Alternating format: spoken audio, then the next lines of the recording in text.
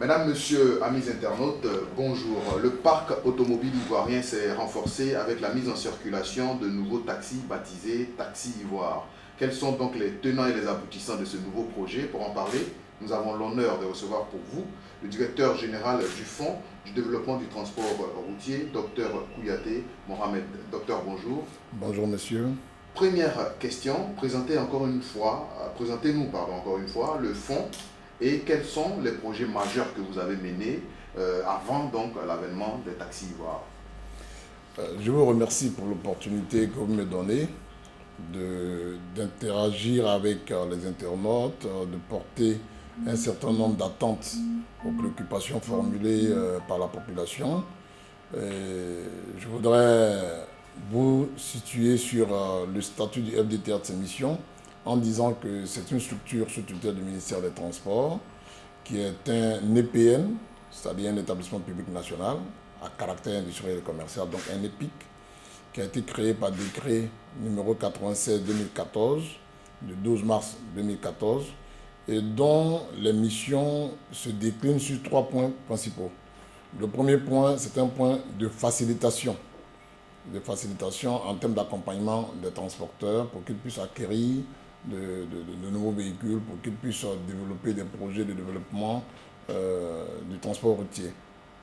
Deuxième mission, une mission de mobilisation et de mise en place de ressources par des conditions préférentielles auprès des banques et des concessionnaires automobiles permettant d'acquérir de nouveaux véhicules. Et la troisième mission, c'est une mission de développement. Nous avons pour mission de développement et d'appuyer toute action concourant à la mise en puissance du transport routier. Alors, cette structure aujourd'hui qui a été mise sur les fonds baptismaux en 2015 en réalité, a aujourd'hui quasiment 3 ans d'existence. Et dans ces 3 ans d'existence, nous développons 3 composantes majeures. La première composante principale est celle qui a été portée par le gouvernement de Côte d'Ivoire avec un partenaire financier appelé Exim Bank Inde et une firme automobile indienne, Ashok Leyland, qui vise, à travers le prêt conclu entre l'État de Côte d'Ivoire et Exim Bank Inde, à importer 3600 véhicules de marque Ashok Leyland. Et ces véhicules ont commencé à arriver. Il y en a environ 200 à 300 qui sont déjà arrivés au port d'Abidjan et nous nous employons à les enlever assez rapidement.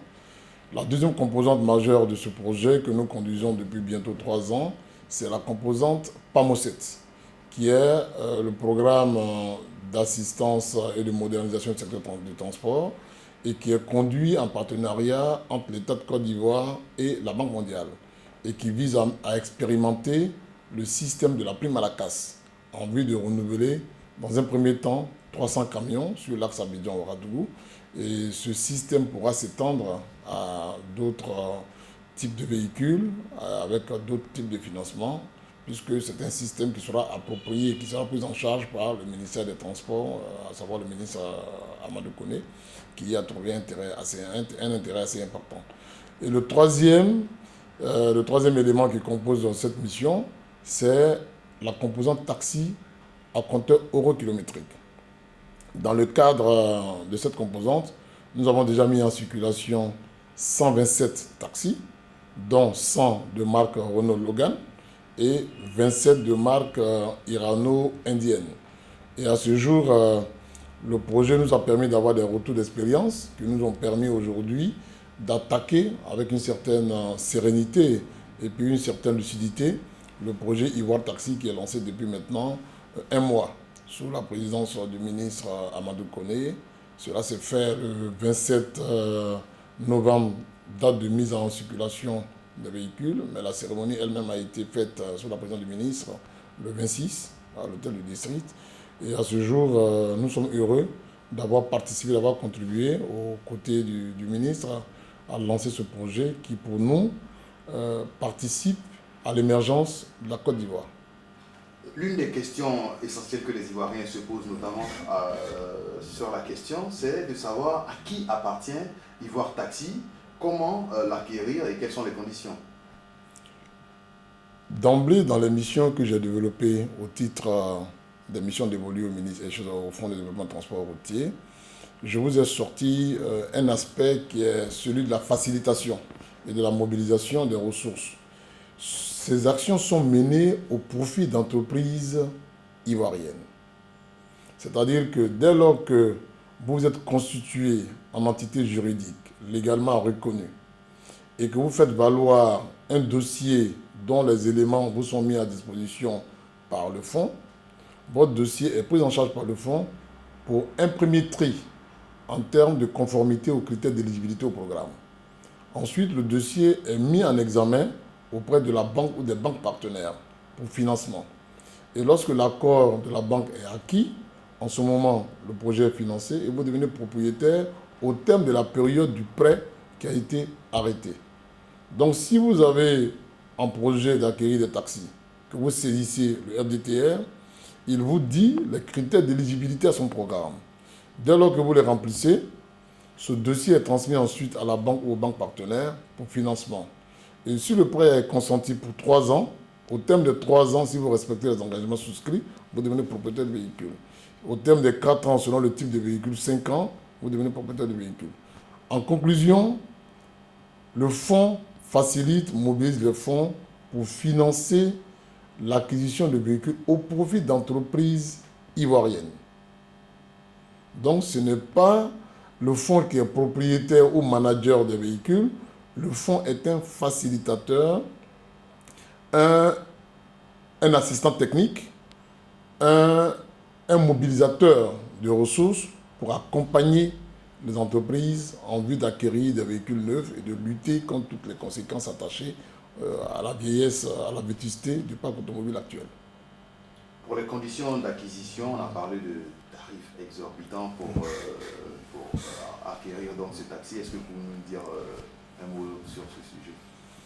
Les taxis qui roulent actuellement auprès de CFAO, Toyota, vous les avez à prix coûtant à 15 900 000 dans sa version civile.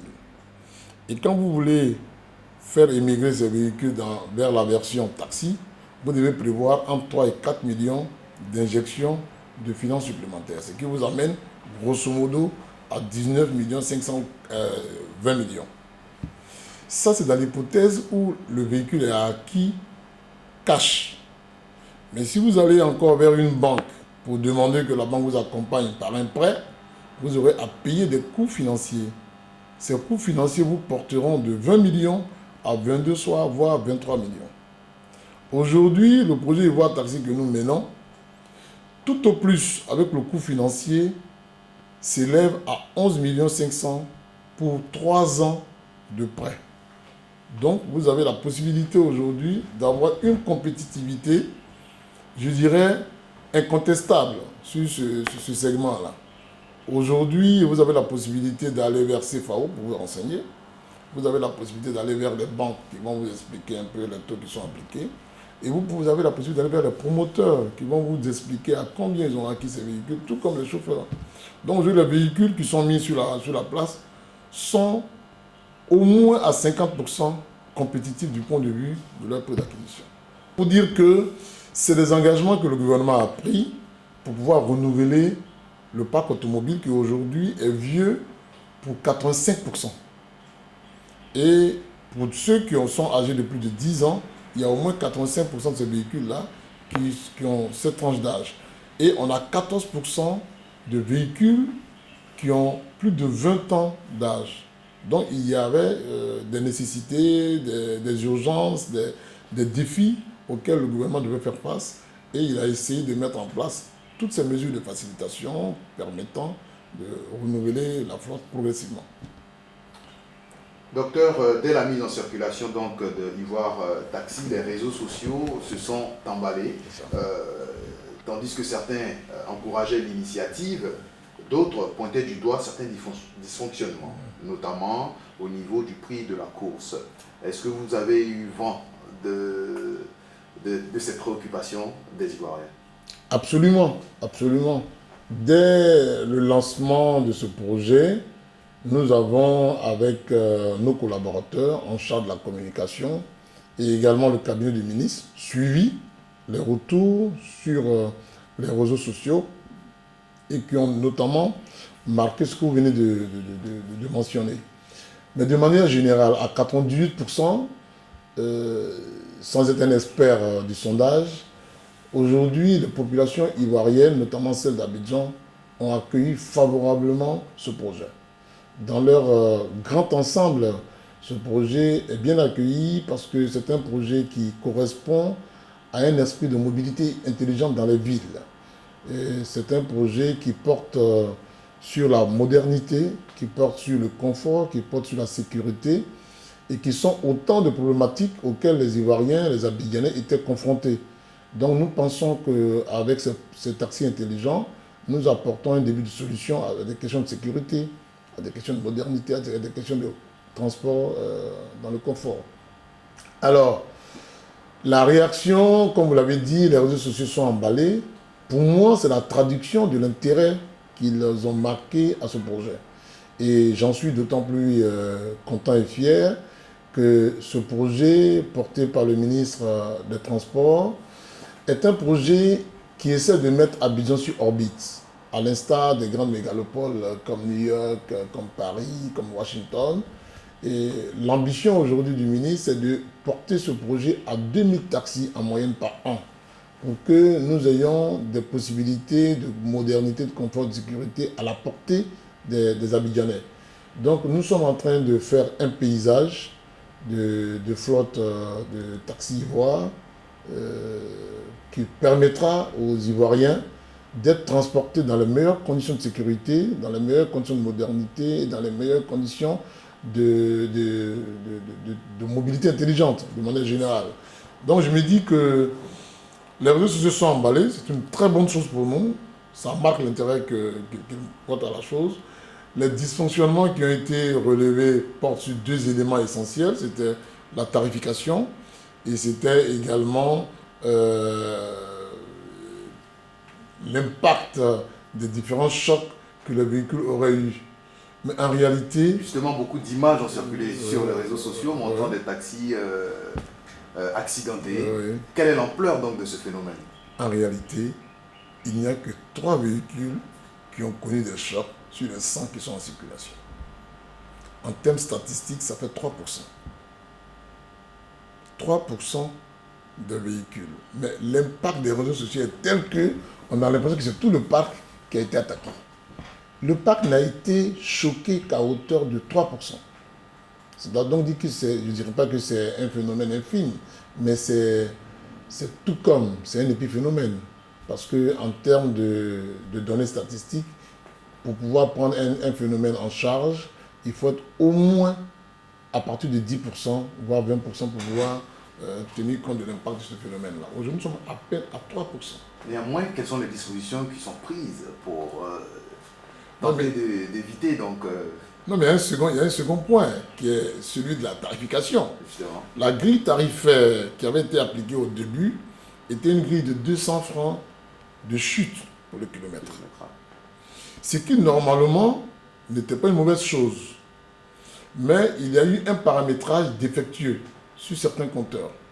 De sorte que les tarifs appliqués à la fin de la course étaient un peu en disproportion de la distance parcourue.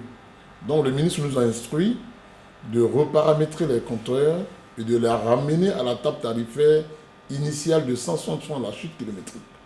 Donc 48 heures après, tous les compteurs ont été reparamétrés et ont intégré la table tarifaire de 160 francs le kilomètre.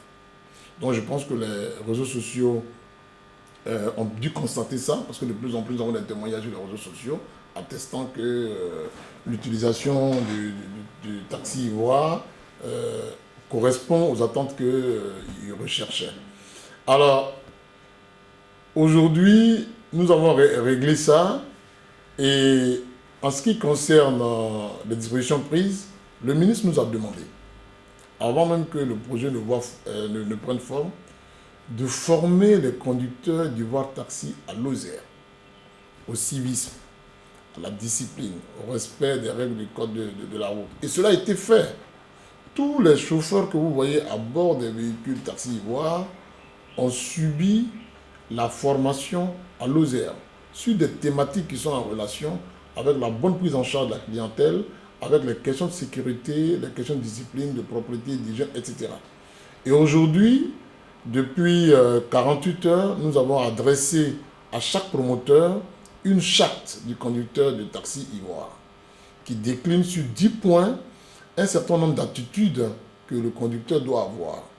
Et le ministre nous a reçus, il y a de cela 2 semaines, sous la présidence du directeur de cabinet, et nous a relevé un certain nombre de points qui lui revenaient par les réseaux sociaux ou de manière générale par les contacts qu'il a avec la population. Et nous avons intégré ces instructions du ministre que nous avons renvoyées aux promoteurs. C'est dire que nous sommes à l'écoute des populations, nous sommes à l'écoute des internautes, nous sommes à l'écoute des réseaux sociaux et que nous nous organisons en phase avec leurs exigences en vue d'apporter des éléments de réponse permettant de satisfaire leurs préoccupations. DG, l'Ivoirien lambda se demande, comme cela se fait d'habitude en Côte d'Ivoire, est-ce que les chauffeurs de taxi, de Ivoire Taxi, sont libres d'activer le compteur ou d'appliquer des coûts négociés avec les clients? Est-ce que cette possibilité existe? Le ministre des Transports est intraitable sur la question. Les conducteurs de taxi doivent absolument mettre en marche le compteur. Absolument. Aucune négociation n'est ouverte, aucun arrangement n'est ouvert. Dans la vision du ministre, en nous mettant à la hauteur des mégalopoles du monde, comme je l'ai dit tout à l'heure, il s'agira d'établir des forfaits sur certaines distances, comme vous l'avez à New York, comme vous l'avez à Paris, ou de l'aéroport au centre-ville, il y a un coût forfaitaire qui est acquis et qui vous est communiqué. Donc sur ces distances présélectionnées et qui seront validées par le ministre lui-même et ses collègues des autres départements ministériels, des forfaits pourraient être convenus sur certaines distances présélectionnées, comme je l'ai dit, comme dans d'autres grandes villes à travers le monde. En dehors de ces cas de coûts forfaitaires préalablement admis et qui font l'objet d'informations du client, aucun arrangement, aucune négociation n'est, en tout cas pour le ministre, ne fait partie des dispositions du ministre. Au contraire, il reste intraitable sur la question. Il faut que le compteur soit mis en marche. Déjà, vous l'avez dit, vous allez en séminaire dans quelques jours pour recadrer le projet, prendre en compte les préoccupations des populations. Est-ce qu'aujourd'hui, vous pouvez rassurer les Ivoiriens de ce que les nouvelles seront bonnes au sortir de ce séminaire et que l'Ivoirien lambda pourra bénéficier donc des services proposés par Ivoire Taxi? Je pense que les nouvelles sont déjà bonnes parce que de plus en plus, les Ivoiriens se rendent compte que l'offre de qualité de Taxi Ivoire est une offre qui est vécue par eux-mêmes. Puisque de plus en plus, des témoignages sont portés dans les réseaux sociaux où des personnes qui empruntent des véhicules Ivoire Taxi viennent porter le témoignage que l'offre de qualité en termes de modernité, de sécurité, de confort est réelle.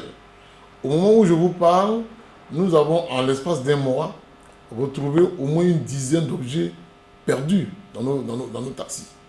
Donc les personnes qui ont perdu ces objets ont pu aisément se mettre en contact avec notre centre d'appel qui est ici et le véhicule a pu être tracé et les objets ont pu être retrouvés. Et ce n'est pas des objets de petite valeur. Nous avons retrouvé des sacs de voyage contenant de l'argent, nous avons retrouvé des portables de certaines valeurs, etc.